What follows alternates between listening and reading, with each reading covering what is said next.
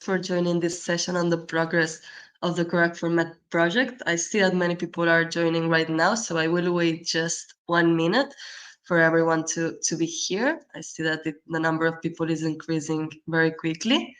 I will just start then with a brief presentation of who we are here. So I am Maria Ruiz de Cossío. I am the project manager for CREACT4MED, working at the Euro-Mediterranean Economists Association, which is an independent research institution and think tank based in Barcelona that is coordinating this CREACT4MED project. With me, I have my two dear colleagues, Christine de Visser and Kirsty Fairhurst, who are also working very hard on the CREACT4MED project. And we also have with us Ms. Duja Garbi, CEO and Director of Red Start Tunisia, who will be presenting the progress on the incubation programs. So I will start sharing my screen now. Share screen.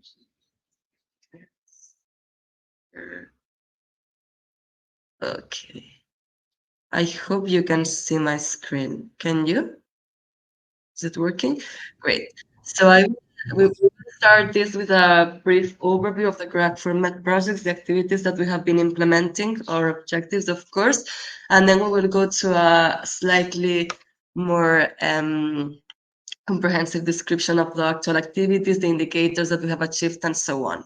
So we will try to make it quick because we are a bit behind schedule.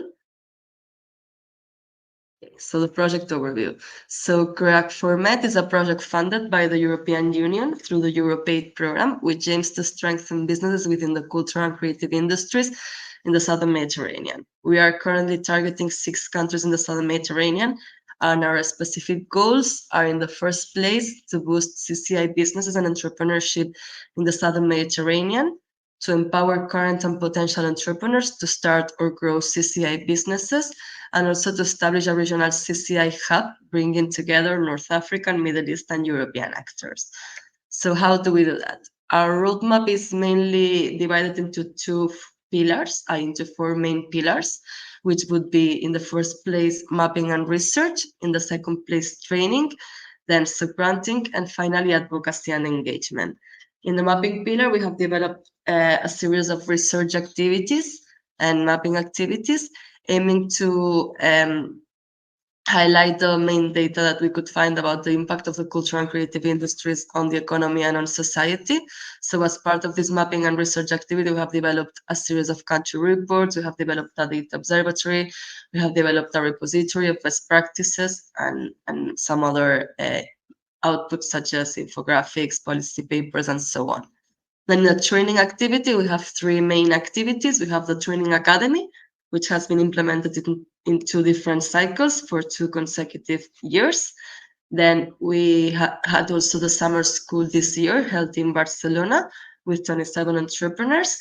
And also we have these regional alumni network events, which are events that bring together all the trainees from the different training activities that we have been implementing.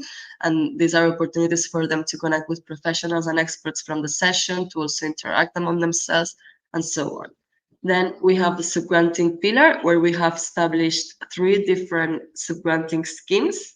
The first sub-granting scheme is for entrepreneurs. We are funding entrepreneurs to help them advance with their business ideas.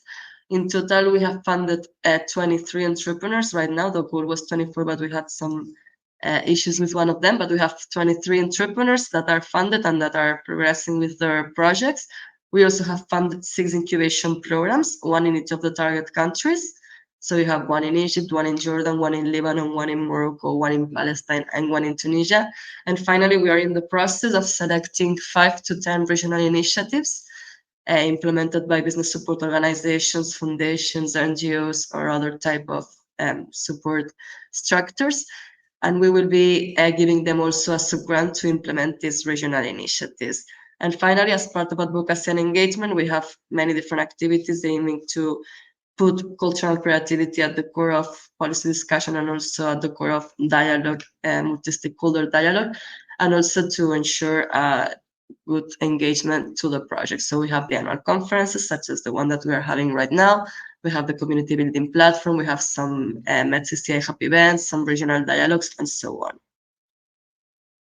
So here are the main outputs of the mapping activity. Here you have some pictures. In the mapping and research activity, we have developed the country reports. So far, 6 country reports have been published on the project website. We have also developed a data observatory, which presents the data at country level and regional level. We have the infographics, which provide also detailed data on the situation in each of the countries. We have developed a best practice repository, which currently has more than 40 identified best practices. And we have developed some policy recommendations and are working on some papers.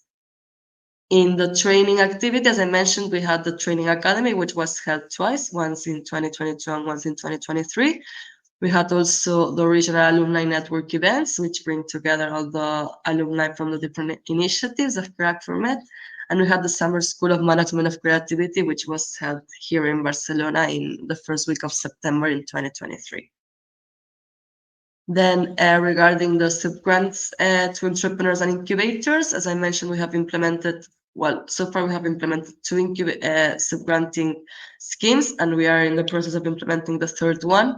The first we implemented was for incubators. We supported 6 incubators in developing incubation programs for the cultural and creative industries in the respective countries.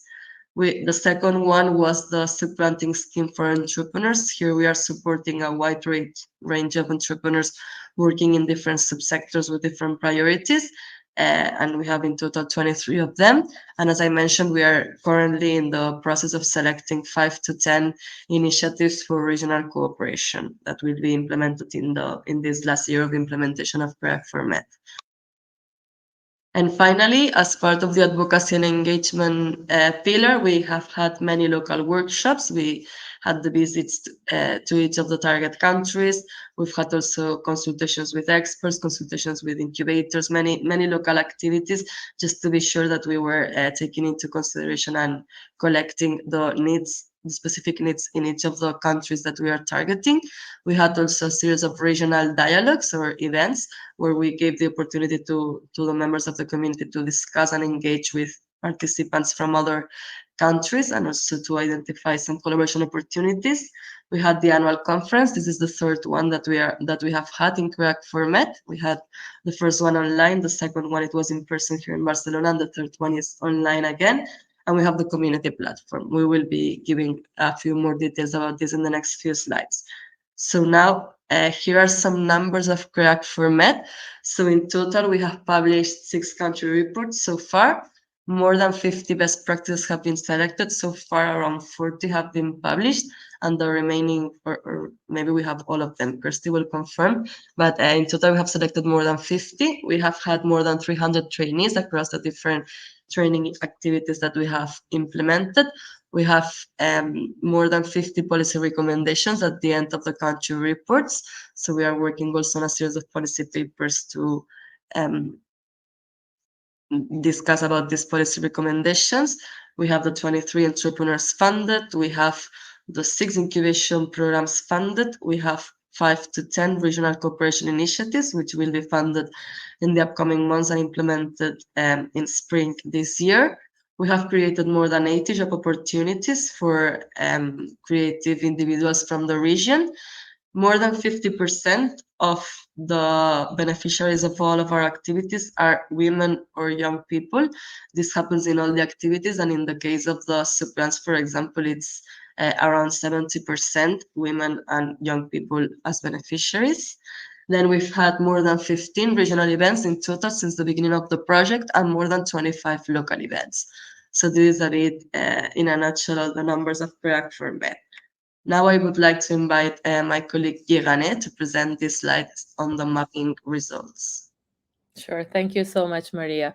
So, regarding the mapping results and what we have so far published, we have, as you mentioned, we have the country reports, and inside the country reports, we have a general overview of the status of culture and creative industries. We talk about the budget dedicated to the Ministry of Finance, how big is the sectors are based on the information which we could find, because it is not, these sectors are not identified by the governments, and they are not reported always in official publications. So we collected all the information available on the sectors in terms of job creations, contribution to the economy, and so on. Then we have a list of key CCI actors that can be governmental, NGOs, private incubators, even because they are part of ecosystem promoting entrepreneurs in these fields as well, and also educational actors.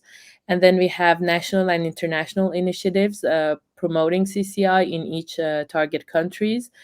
And then we talk about different challenges and opportunities in each of the countries, and based on those challenges and opportunities and what we have observed in the ecosystem and what we have mapped before, we give some targeted policy recommendations. So in each country report, all these elements are available. The second outcome was, as Maria mentioned, was CCI Data Observatory. The observatory has three main in its structure. It has three main components. One of them is the contribution of the CCI to the economy, which can be in terms of job creation and contribution to GDP, but all the data we could find. So in each country it may be different. And also we have data on exports and imports that is included in this section. And then we have another, the second section is about CCI enablers. It can be digital infrastructure, the cultural infrastructure available in each of the countries, and IPR management policies in the place that enhance CCI. Then we have the third section component of the observatory is the sector perspective. So in each country we have selected sectors. It can be publishing, it can be film industry, all the data available on those industries. This sector is published in the observatory, but also we are working to improve it and update the observatory in the next year before the end of the project. So it has a more sector specific. It can be also music and so on.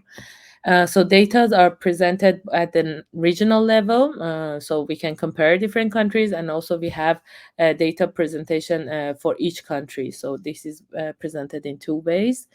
The other output is the infographics. In each infographics, you can find a country overview.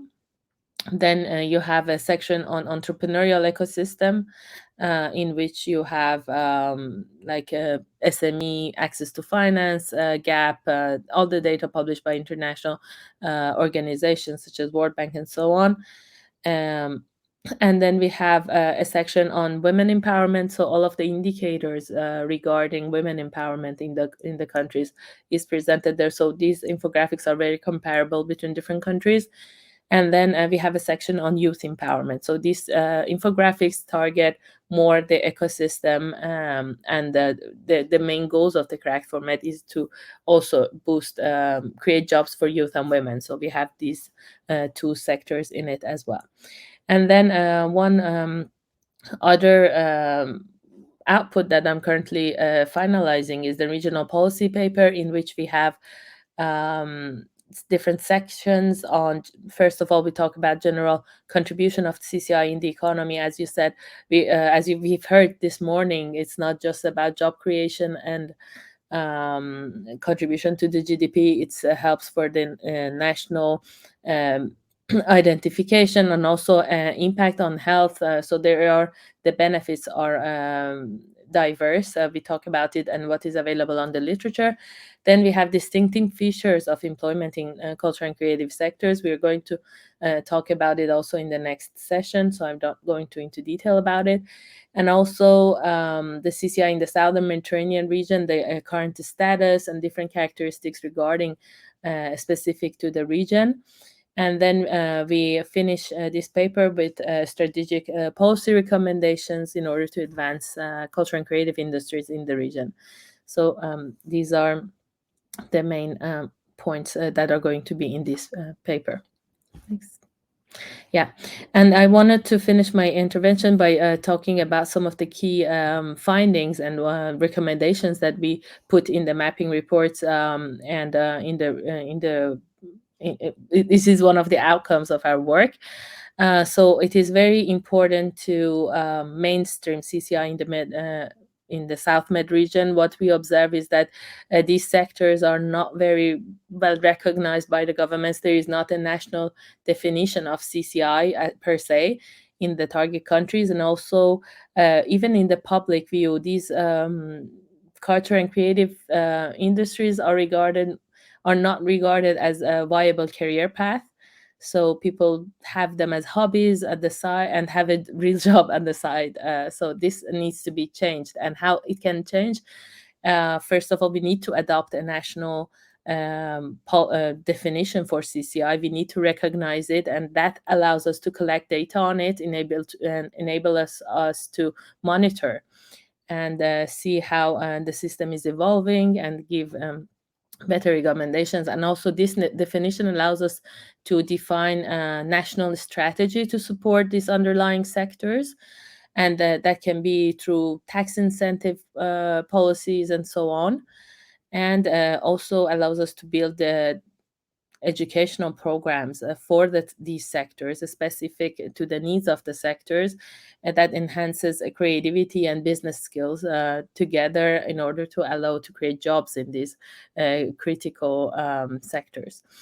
Second of all, build an enabling environment for creative workers that can be achieved through enhancing collaboration among different actors, bring different sectors together, because these sectors are very innovative. We need to bring different ways of thinking together in order to create a better value, and also provide easy access to funding, because as we observe, many entrepreneurs in the region have this issue of a lack of access to funds, and this can be achieved directly through grants. I mean, one of the pillars of the project is the grant, but also we can have other sorts of fundings, like purpose funds dedicated to culture and creative industries, and that the what we need before is have this national definition of CCI, of course, in order to define which sectors needs to be targeted.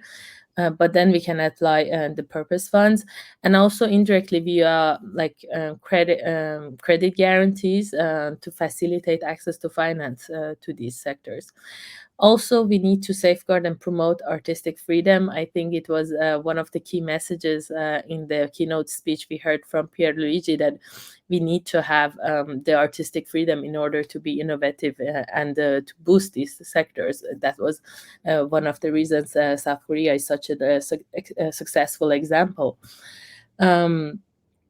Then the third groups of policy recommendations in to enhance the quality of CCI jobs, as we are going to also hear in the and in the session early in this afternoon.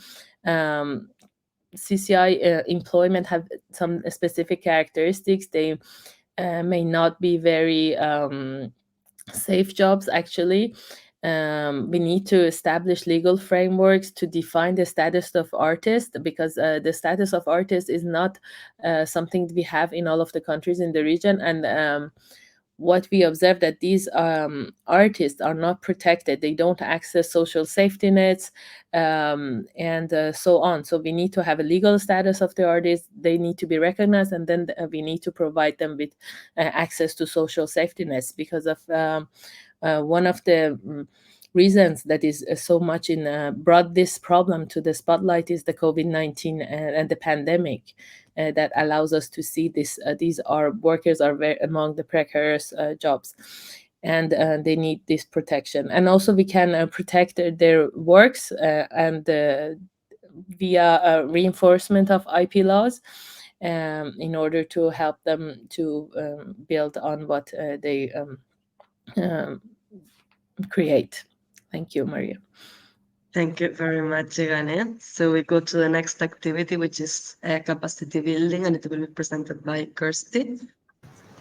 Hi everyone, thank you so much for being here and connecting today for the annual conference. So as you may or may not know, CREACT4MED has a second pillar on training. So we've held 2 training academies, both have been online, and we have engaged over 300 people in each training academy. And essentially it's a run through of main themes and concepts on building a business in the cultural and creative industry.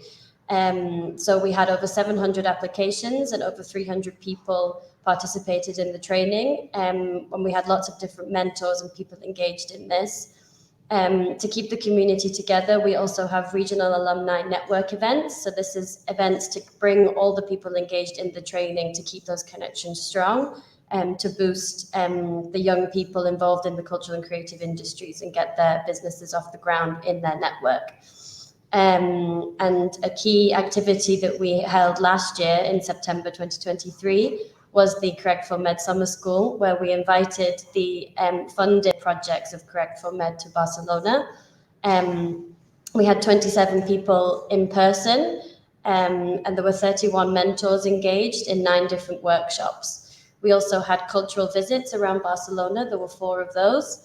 And this really gave the entrepreneurs a chance to connect between each other, make collaborations. And as a result, we had 9 collaboration agreements signed between entrepreneurs between different countries. So it was a really great event to strengthen regional cooperation in the Southern Mediterranean. We wanted to show a very quick wrap-up video of the summer school. So I think Maria will just click play on that now, just to give you an idea of what the summer school was like.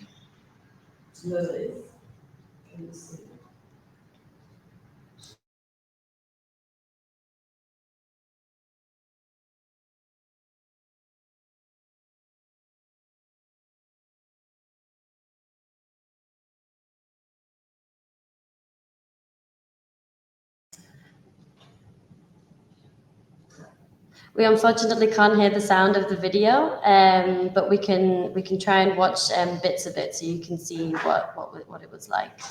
So Maria here is just explaining the project and the summer school, why we were there.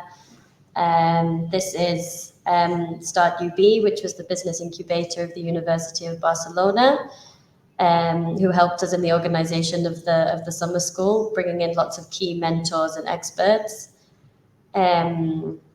So we had coaching, networking, and lots of visits.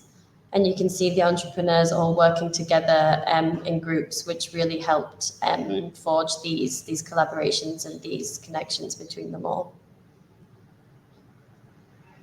Without the sound, it's a little difficult to get a flavor of it. So I think maybe we can move on as long as well we're short of time. So thank you very much. And now I give the floor to Christine, I think. We can share the link to the summer school on the chat so you can have a look at it. Duja, if you're here, yes.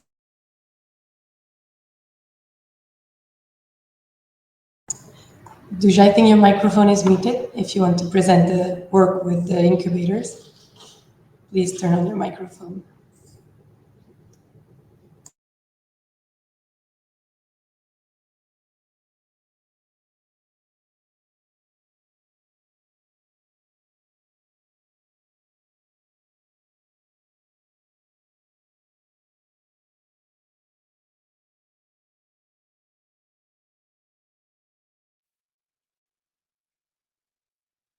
I think Mr. Jagarbi has some technical issues right now because we cannot hear it, so I will be presenting this slide. So as we mentioned, as part of the sub-granting activity, we have supported 6 incubators in developing incubation programs in the cultural and creative industries. The incubators that we have engaged with are Nilepreneurs in Egypt, La Startup Station in Morocco, TTI in Jordan, Asala in Palestine, Nucleus Ventures in Lebanon, and Minasa in Tunisia. And below you have some pictures of some of the people involved from the incubation programs. So in total, we have implemented 6 incubation programs. 4 of them are finished now, and we are still in the implementation phase for the ones in Egypt and in Palestine. In total, 105,000 euros have been dedicated to these incubation programs, and each of those sub-grantees has received has a budget of 17,500 euros to implement these incubation programs. In total, more than 45 entrepreneurs or entrepreneurial projects have been incubated and accelerated in the different incubation programs, and in total, more than 100 entrepreneurs have been trained. So many of our incubators worked on some training initial training or boot camps, and then they went to the incubation phase. So in total, 100 have been trained and 45 have received these incubation or acceleration services. In total, we've had more than 10 cultural visits with the incubators. We had 2 cultural visits here in Barcelona in the framework of the annual conference in 2022. We had 2 cultural visits also in Tunisia in the framework of the Innopreneur Days, the flagship event of Red Star Tunisia. We also had at least 1 cultural visit in each of the visits that we did to the target countries. So we traveled to Egypt, to Jordan, Morocco, Palestine, and Tunisia, and we had at least 1 cultural visit in each of these countries with our incubators. And as I already mentioned, we had 2 face-to-face regional incubation dialogues, 1 in Barcelona and 1 in Tunis. So we've brought together all these incubators to have a discussion on what's needed right now to enhance this entrepreneurship ecosystem in the cultural and creative industries. We added here some of the ideas that we collected from these gatherings that we organized, mainly like the most valued activity we found that is always the personalized coaching and mentoring. This is something that happens across all the target countries. So it's a good lesson learned to make sure that this is one of the key components in any programs that we implement from now on. Also, there was a proposal to work on a regional program with mobility opportunities, like a market access program where the incubator hosting each of these visits could introduce the entrepreneurs to the country. Also, there were some suggestions to facilitate access to finance and selling points, also to implement investment readiness programs, to involve the diaspora, and also involve access to finance actors, startups, and different intermediaries in the discussions and in the networking opportunities. Also, to incorporate Fab Labs and co-working spaces for enhanced collaboration, to establish a simple communication channel. Like we see that there are many platforms and many different channels for communicating with one another, but in the end, what works best is something very simple that everyone has access to, such as WhatsApp or LinkedIn, and to offer incentives for early stage companies. These are some of the learnings from these dialogues that we had in Barcelona and in Tunisia in 2022 and 2023, respectively. So we go now to the next slide on the entrepreneurs that have received funding through CREACT4MED. Christine will be presenting. Yes, thank you, Maria. Hi, everyone. It's a pleasure to be here. I also want to say hi to all the entrepreneurs. I see most of you are connected. We're really happy to have you today. So with the CREACT4MED sub-grant, we've managed to fund 23 projects in the 6 target countries. These projects are from different sectors in the creative and cultural industries. Namely, we have fashion, craft, performing arts, tourism, virtual reality, music, and culinary with the Felicity chocolate.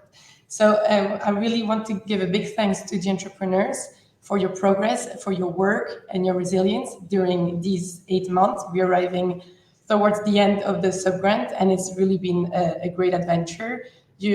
Most of you will listen to 6 of the, well, all of you, if you stay with us, will listen to 6 of these projects. I will present the progress with the CREACT4MED grant. So in total of these 23 funded projects, 69% are led by women, 79 are led by young persons, so less than 35 years old, 345, sorry, I'm going to be able to do it. 345,000 euro is dedicated to the sub-grant. So this is 50,000 euro per project. Already more than 20 jobs have been created through this grant, and more than 50 freelancers have been involved as well.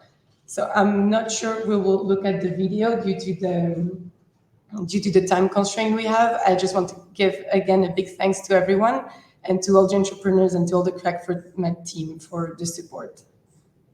And I will leave the floor to my colleague Kirsty.